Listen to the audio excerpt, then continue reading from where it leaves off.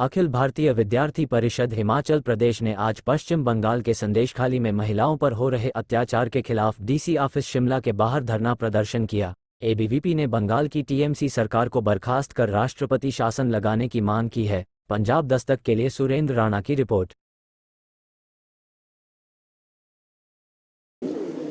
नमस्ते, मेरा नाम आकाश नेगी है। मैं अखिल भारतीय विद्यार्थी परिषद हिमाचल प्रदेश का प्रदेश मंत्री हूँ।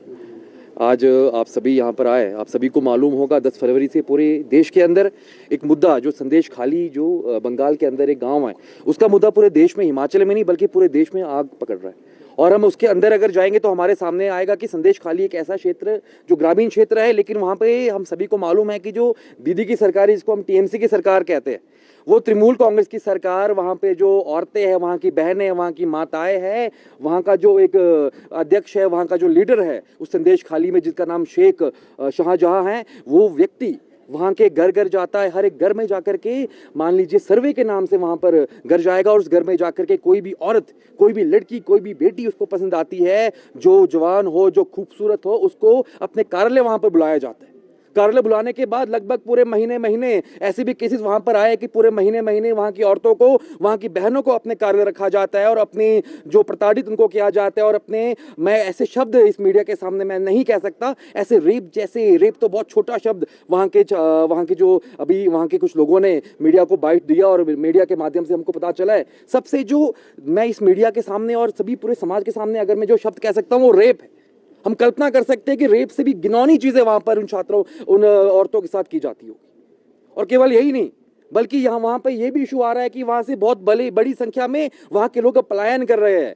एक इशू तो ऐसा भी आया कि एक बूढ़ी माता अपनी नई नवेली बहू को कहती है कि आपकी शादी हो चुकी है, लेकिन आपको गांव आके हमारे साथ रहने की जरूरत नहीं है, आप शहर जाके काम कीजिए, इस गांव में आपको रहने की आवश्यकता नहीं है। और ये केवल इसी बार नहीं हुआ है, 2024 में नहीं। अगर ऐसा ही केस हम देखें तो नवाखली में 1946 के अंदर भी हुआ है। बहुत बड़ी संख्या में वहां पर पलायन होता है और केवल एक समुदाय विशेष के लोग ही इसमें आज भी सम्मिलित है और उस दौर पे भी सम्मिलित थे। अखिल भारतीय विद्यार्थी परिषद आज इस धरने के बाद यहाँ पे डीसी महोदय के माध्यम से हिमाचल, अपने भारत के राष्ट्रपति को एक ज्ञापन भी सौंपने वाली है। उस ज्ञापन के माध्यम से विद्यार्थी परिषद ये मांग करती है कि तुरंत जल्द से जल्द उस प्रदेश में राष्ट्रपति शासन लगाया जाना चाहिए और कहीं ना कहीं जो मानसिक रूप से प्रताड़ित वहाँ की हमारी माताएं बहनें हुई हैं, उन सबको एक फ्री में वहाँ पे काउंसलिंग और एक जो कानूनी सहायता है वो निःशुल्क उनको प्रदान की जानी चाहिए। और कहीं ना कहीं वहाँ की जो कानून व्यवस्था की हम बात करें, विद्यार्थी परिषद को वहाँ के कानून व्यवस्था में विश्वास नहीं है। प्रधानमंत्री और हमारी राष्ट्रपति से आप सभी के माध्यम से ये भी आग्रह करना चाहता हूं कि वहां पर केंद्र बलों को भेजा जाए। जब तक वहां पे हालात सामान्य नहीं होते तब तक वहां पर राष्ट्रपति शासन लगना चाहिए।